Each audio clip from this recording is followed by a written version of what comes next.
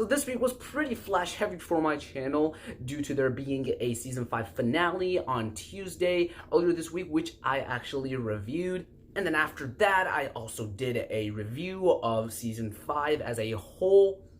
But now today we're going to be rounding it all off. We're going to be finishing this little Flash week with the ranking of all 5 seasons.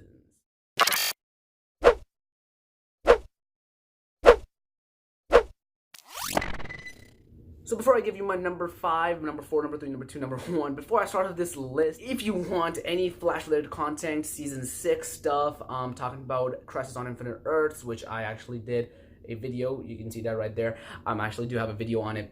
If you want any type of that content, as well as movie reviews, trailer reactions, stuff like that, make sure to consider hitting that subscribe button and the notification bell so you never miss anything in the future. And so my number 5 pick is actually going to be Season 4. I tuned in every week being subtly disappointed because there were just these random filler episodes occupying the second half of the season, which is supposed to be the important part. I am totally fine with there being stuff like that within the first half of episodes 1 through 6 or 7, but when you get into episodes 10 through 23, there's no need to have filler episodes unless it's absolutely necessarily required. It's not a terrible season, it's not an unwatchable season. The positives for me are definitely the mid-season finale, teasing the DeVoe's plan, and as well as Trial of the Flash. Trial of the Flash itself, which was actually handled pretty well. And then Barry's prison arc, actually having him go to prison and not just being like, oh yeah, Trial of the Flash, yeah, that just all went his way. Yeah, no, there's no consequences. He actually had to go to prison for it, even though he didn't commit the crime. He did go to prison for it,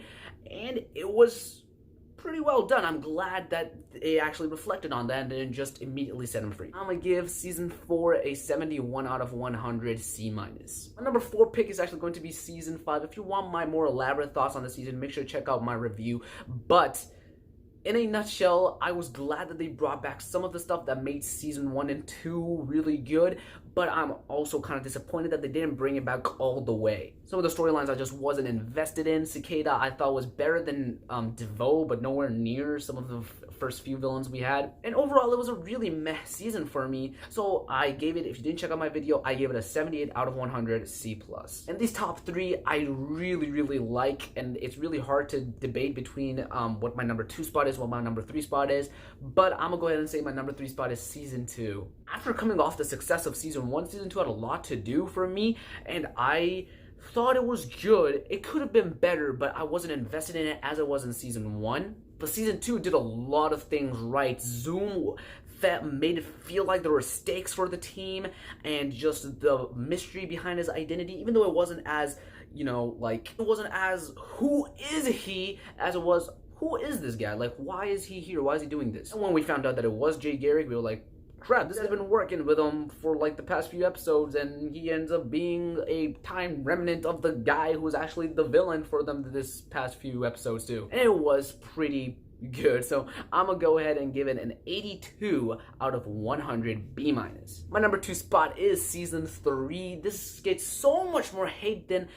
I think it should. The first half of the season, even though it's not, you know, like, oh, this is some of the best series of episodes we've ever gotten, but there are, like, yes, the first half was okay, and then the second half really faltered, which I don't disagree with, but the first half's really solid for me. Even in the second half, I was so invested in the Savitar storyline. Who is he? Where did he come from? Is he from the future? Where is he from?